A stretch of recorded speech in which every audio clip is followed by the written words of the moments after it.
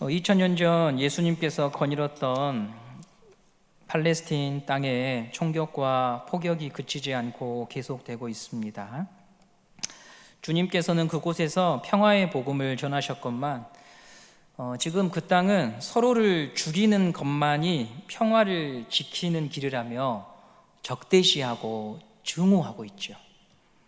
예루살렘은 유대인들의 입장에서 결코 포기할 수 없는 도성이고, 지금도 유대인들은 그 땅을 자기들 손에 넣기 위하여 혈안이 되어 있습니다. 열왕기상을 보면 다윗은 성전 건축에 필요한 재원과 재료를 비축해 두었고, 자기 손으로 지을 수 있으나 하나님께서 너는 너의 손에 피를 많이 묻혀 두었기에 너의 아들 때에 성전을 지으라고 하셔서 그의 아들 솔로몬은 성전을 완공하게 됩니다. 예루살렘 성전은 이스라엘 백성들에게 우리가 선민이고 하나님이 우리와 함께 하심을 보여주는 랜드마크였습니다. 그런데 이 성전은 바벨론의 침략으로 인해서 파괴가 되죠. 이때가 기원전 586년입니다. 성전이 파괴되었다고 하는 것은 유대인의 나라가 망했다, 유대인이 더 이상 나라를 이루지 못한다라고 하는 의미입니다. 이스라엘은 망했고 남은 사람들은 포로로 끌려가거나 비참한 생활을 해야 했습니다. 포로 생활을 마치고 70년 후에 돌아온 유대인들이 가장 먼저 열망했던 것 중 하나가 성전의 재건이었죠. 성전의 재건이 믿음의 회복이고 이스라엘의 회복이라고 굳게 믿었기 때문에 주변 민족들의 계속된 반대에도 불구하고 그 성전 재건을 완성하게 됩니다. 그때가 516년입니다. 이를 제2성전이라고 하는데요. 그러나 성전이 완공되었음에도 이스라엘은 열강의 식민지 지배를 면하지 못한 채 신음합니다. 국제 정세는 계속해서 변하고 있었고요, 바벨론 제국도 역사에서 사라지고 페르시아가 모든 패권을 쥐게 됩니다. 그런데 그 페르시아도 종말을 맞이하게 되고, 이 페르시아는 알렉산더 대왕의 죽음 이후 4개의 나라로, 4개의 국가로 분열이 되죠. 이 같은 역사의 모습은 우리들에게 한 가지 교훈을 줍니다. 그 무엇도 영원하지 않더라. 반드시 끝이 있더라. 여러분, 우리 모두 다 이렇게 한번 고백할까요? 끝이 있습니다. 여러분, 우리는 그 끝을 잘 준비하는 사람이 되기를 원합니다. 그 끝에서 우리의 인생에 후회되지 않기를 원합니다. 사진을 한 장 보도록 하겠습니다. 페르시아 제국이 4개의 나라로, 영역으로 나뉘어졌다고 했는데 저 동그라미 하나하나가 바로 그 영역입니다. 오늘 우리가 살펴볼 땅은 화살표가 모아져 있는 그 가운데 땅이 바로 현재의 팔레스틴, 이스라엘 지방입니다. 위쪽에 있는 셀류쿠스 왕조와 아래쪽에 있는 프톨레미아 왕조가, 남쪽에 있는 왕조는 북쪽으로 치고 가기 위하여, 북쪽에 있는 왕조는 남쪽으로 치고 내려오기 위하여 반드시 거쳐야 했던 것이 바로 저 팔레스틴 지방이었습니다. 그래서 이스라엘은 저 큰 왕조들의 틈바구니에서 이쪽에게 지배를 받았다가 저쪽에 지배를 받았다 하던 세월이었습니다. 그게 바로 구약과 신약의 중간기 역사입니다. 중간기 역사. 위쪽에 있었던 셀류쿠스 왕조가 팔레스틴 지방을 지배할 때에 안티오코스 4세라고 하는 인물이 이스라엘에 큰 일을 행합니다. 이 안티오코스 4세는 그리스 문화에 푹 빠져 있던 왕인데요, 제우스 신을 믿고 섬겼습니다. 제우스 신은 로마 신화, 그리스 로마 신화에 천둥과 번개와 하늘을 주관하던 신입니다.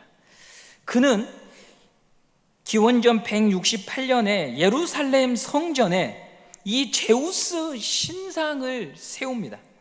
그리고 유대인들이 극도로 부정하다고 여기는 돼지를 제물로 바쳐서 피를 뿌리죠.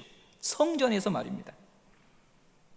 유대인들을 불러 모아서 부정한 음식을 먹게 하고 절을 하라고 강요합니다. 만약 하지 않으면 그 자리에서 무자비하게 살육을 했습니다. 이에 격분하여 유대인들이 저항운동을 시작하는데요, 유대의 마카비 가문이 주도를 했다고 해서 마카비 전쟁이라고 역사는 기록합니다. 마카비 가문은 치고 빠지는 게릴라 전술로 이 셀류쿠스 왕의 군대에게 피해를 안겨줍니다. 격분한 왕은 정예군을 보내 완전히 소탕하려고 하죠. 마치 지금 이스라엘이 하마스를 소탕하기 위하여 전군이 투입되는 것처럼 말이죠. 그래서 큰 싸움이 벌어집니다. 갑옷과 칼을 갖추지 못한 마카비 군대 3,000명과 셀류쿠스 정예군 5,000명이 붙게 되는데요, 예상하지 못한 결과가 나타납니다. 마카비 군대가 승리를 해버려요. 이 기세를 몰아서 마카비는 곧장 예루살렘으로 진격합니다. 그리고 성전 안에 있었던 가증한 우상을 모두 파괴하고 돼지 피를 다 씻어내고 다시 거룩한 제물로 하나님 앞에 성전의 제사를 복원해요. 이 날을 기념하여서 바로 수전절이 만들어진 것입니다. 약 200년 정도가 지난 후 수전절을 배경으로 한 사건이 오늘 본문의 말씀입니다. 우리 22절 말씀을 함께 보도록 하겠습니다. 22절입니다. 시작. 예루살렘에 수전절이 이르니 때는 겨울이라. 숫자는 닦을 숫자를 의미해서 성전을 새롭게 닦고 정결케 했다라고 하는 말입니다. 예수님은 예루살렘에 가셨는데 그 날이 수전절이었습니다. 수전절은 계절상 동지입니다. 중동이라고 하면 뜨거운 햇볕이 내리쬐는 지역으로만 생각이 되는데요, 이스라엘의 겨울도 매서운 환파가 몰아치는 추운 곳입니다. 영도까지 기온이 내려가고 광야에서 몰아치는 강한 바람으로 인해 체감 온도는 영하권으로 떨어지는 절기가 바로 이 수전절의 절기입니다. 이런 추위를 무릅쓰고 예수님은 예루살렘 성전에 올라가셨습니다. 예수님이 머무신 곳이 어디인가에 대해 본문 23절에서 이렇게 증언하는데요, 23절 말씀을 보겠습니다. 시작. 예수께서 성전 안 솔로몬 행각에서 거니시니. 솔로몬 행각이라고 합니다. 이 행각이라고 하는 것은 성전 벽에 붙어 있는 기둥과 지붕만 있는 건물인데요, 잘 보이지 않겠지만 그래도 여러분 사진을 한 장 준비했으니까 한번 보시면 좀 이해가 될 것 같습니다. 여러분 저쪽 편에 있는 기둥이 막 있는 그곳을 바로 행각이라고 말을 합니다. 반대편에도 행각이 있고 저 맞은편에도 행각이 있는 것이죠.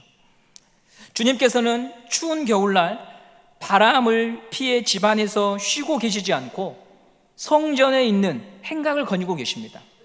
일반적으로 모든 유대인들 그리고 이스라엘 백성이 아닌 이방 사람들도요, 이 당시에 예수님이 살던 당시에 예루살렘에 오면 보고 싶어 했던 게 성전이었습니다.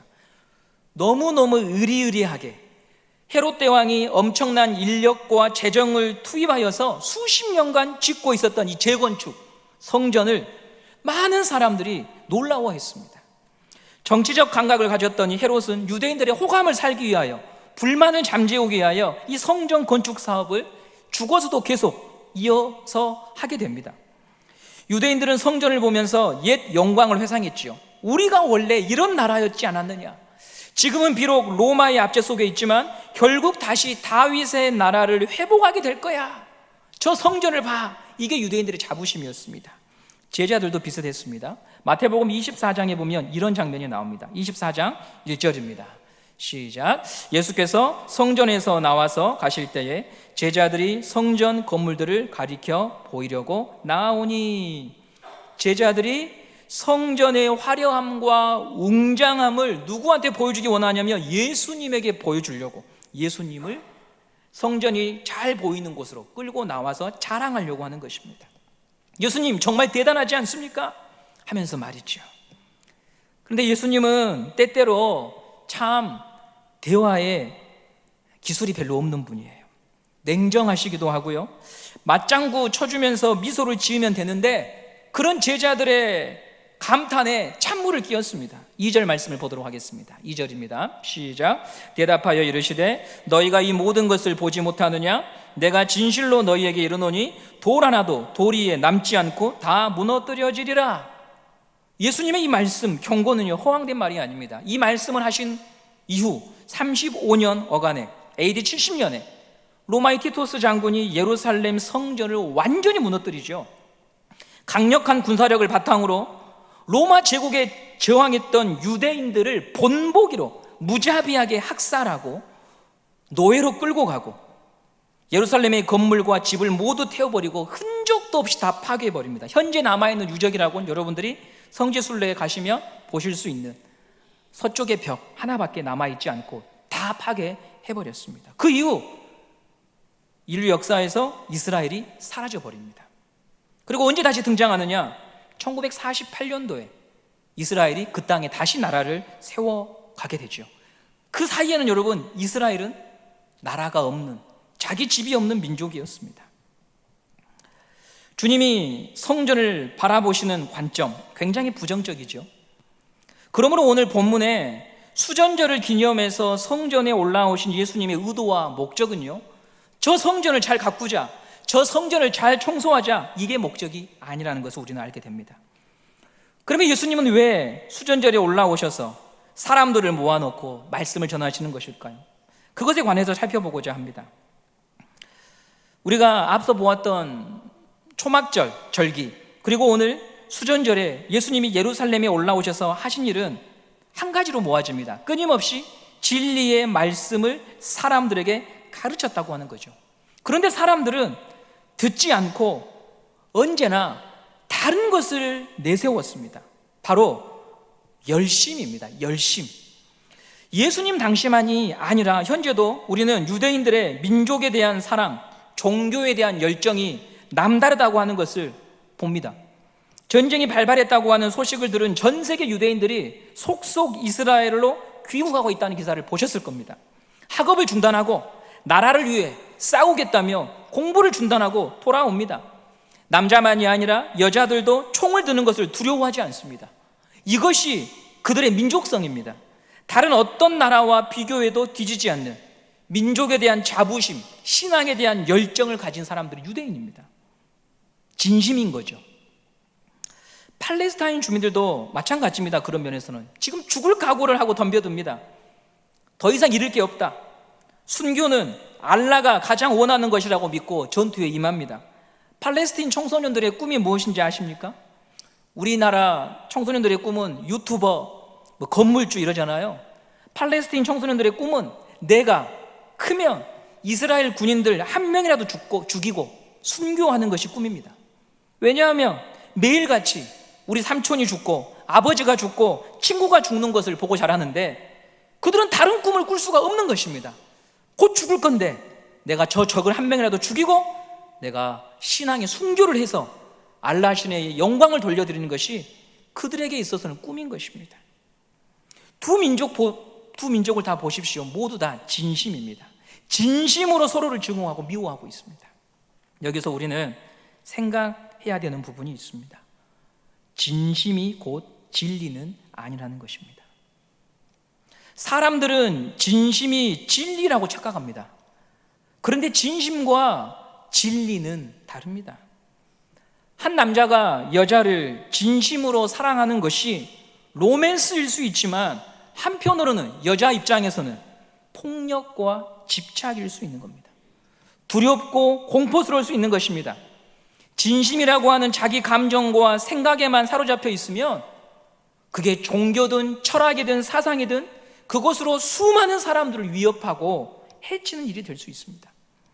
독재자가 그런 사람의 표준이지요. 사이비 교주들이 그런 마음으로 조직을 이끌고 신도들을 이끌어가지요.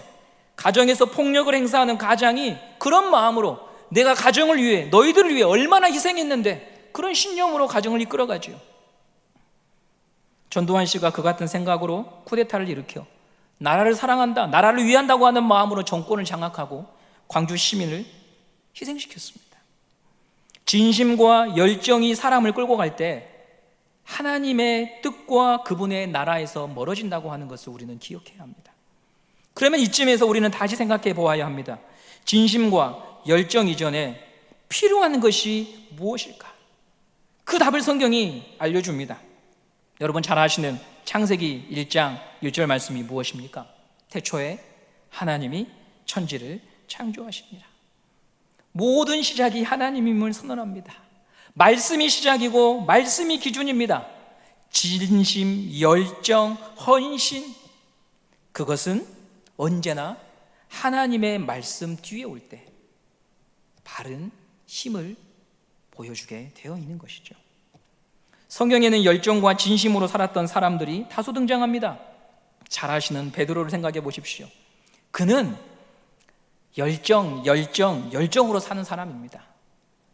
우리가 연말이 되면 누군가에게 이 직분 좀 감당해 주십시오, 이직을 감당해 주십시오 하면 듣게 되는 말씀이 무엇입니까? 저는 못합니다. 베드로에겐 그런 말이 없습니다. 그것만 하라고요? 이것도 해보겠습니다. 그게 베드로 아닙니까? 무리를 걸어보겠다고 그 차디찬 호수에 배 위에서 뛰어내렸습니다. 신앙 고백을 한 후에는 예수님을 책망하면서 대들었습니다. 종교 지도자들의 하수인들이 예수님을 붙잡아갈 때 유일하게 칼을 뽑아 들고서 말고의 길을 자르며 예수를 보호하겠다고 저항했습니다. 그는 예수님을 위하여 최선을 다해 섬겼고 사랑했으며 목숨을 바칠 각오가 되어 있었습니다. 그러나 잘 아시듯 무너집니다. 배신합니다. 열정과 진심을 다해 예수를 따라갔지만 주님이 원하시는 제자의 길에 이르지 못합니다. 2023년 10월의 마지막 주 수요일인데요, 곧 연말입니다. 11월이 되면 정기총회가 각 기관마다 개최가 됩니다. 총회를 통해서 새로운 일꾼들을 선출하게 되지요. 정기총회 하면 생각나는 장면이 저에게는 하나 있습니다. 서마산교회 중고등부가 정기총회를 하게 되었었는데요, 당시 후보자가 굉장히 많았습니다. 동일한 학년에 한 20명이 있었기 때문에 선거 전에 후보자 인사를 할 때 다들 뜨겁더라고요. 한 친구가 나와서 이렇게 말했습니다. 여러분이 저를 뽑아주시면 제가 걸레가 되겠습니다. 그러자 다음 친구가 여러분이 저를 뽑아주시면 저는 마당새가 되겠습니다. 이러면서 지지를 호소했습니다. 꽤나 열정적인 멘트로 큰 호응을 얻었지요. 결국 적극적으로 자신들을 PR한 이 걸레와 마당새가 선출이 되었습니다. 우리가 살아가는 세상은 이 정도 진심을 가지면요 사람들의 호응을 받습니다. 여러분도 한번 해보십시오. 정기총회 때 그 말이 진심이고 진짜이면 호감을 삽니다. 이야, 대단하다. 그러나 신앙의 관점에서는 여러분 다릅니다. 먼저 주님의 제자가 돼야 됩니다. 사람의 걸레, 사람의 밀대가 아니라 주님의 일꾼이 되어야 합니다. 주님의 성도가 되어야 합니다. 사람에게 곧바로 가면 결국 넘어집니다. 시험을 이길 수 없습니다. 사람의 일꾼이 되려고 하면 변질될 수밖에 없습니다. 먼저 주님의 제자, 주님의 사람으로 서야 하는 것이죠. 그렇다면 곧바로 다음 질문이 생깁니다. 무엇이 주님의 사람이고 어떻게 가는 것이 주님의 제자로 가는 길인가? 그것을 우리는 물어보게 되죠. 예수님이 오늘 본문에서 이렇게 말씀하십니다. 26절, 27절 말씀을 함께 보도록 하겠습니다. 시작. 너희가 내 양이 아니므로 믿지 아니하는도다. 내 양은 내 음성을 들으며 나는 그들을 알며 그들은 나를 따르느니라. 그분의 음성을 들을 줄 아는 사람, 그분의 음성을 경청할 줄 아는 사람, 주님의 음성에 따라 마음과 생각과 감정을 다듬을 줄 아는 사람이 주님의 제자인 것입니다. 제가 이번 노회 때 신입 장로님들, 저희 교회는 아직 안 세워졌고요, 다른 교회 장로님들이 앞에서 인사 소개하시더라고요. 그래서 다들 이제 한마디씩 마이크를 들고 하시는데 멘트가 하나부터 끝까지 다 동일했습니다. 보통 이제 그런 자리에 서면 두렵고 떨리기 때문에 앞 사람이 어떻게 말씀하시는가를 들어보고 거의 천편일률적으로 따라가죠. 무엇이었냐 하면 열심히 섬기겠습니다 했습니다. 열심히 섬기겠습니다. 저는 좀 겁이 났습니다. 그것보다 먼저 주님의 음성을 들을 줄 알아야 합니다. 매주 수요기도회를 섬기는 에스더 찬양대와 마찬가지로 할렐루야 성가대가 매주일 아름다운 찬양으로 하나님을 섬기고 있습니다.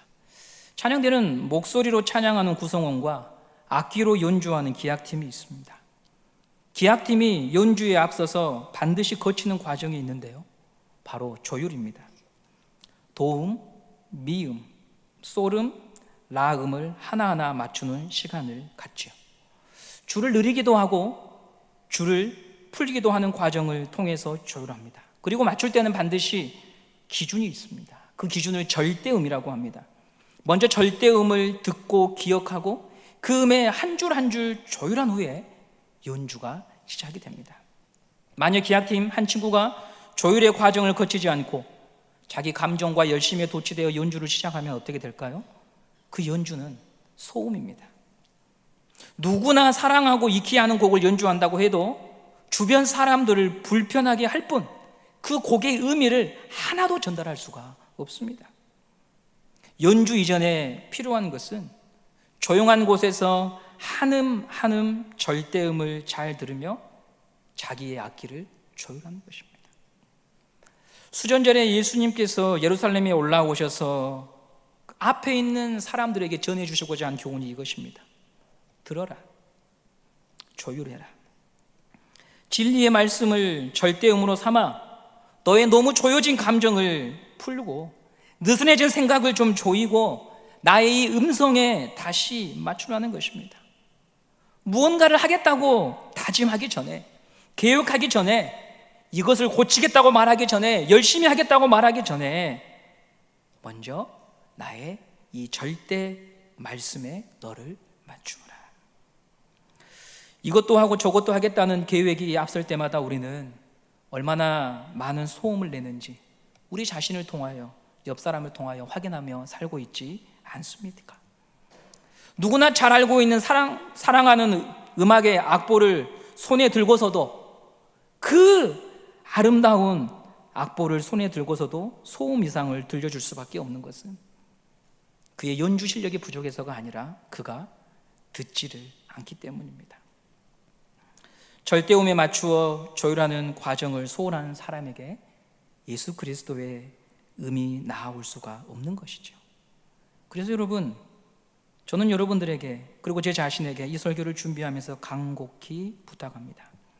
먼저 듣는 분들이 되셔야 합니다.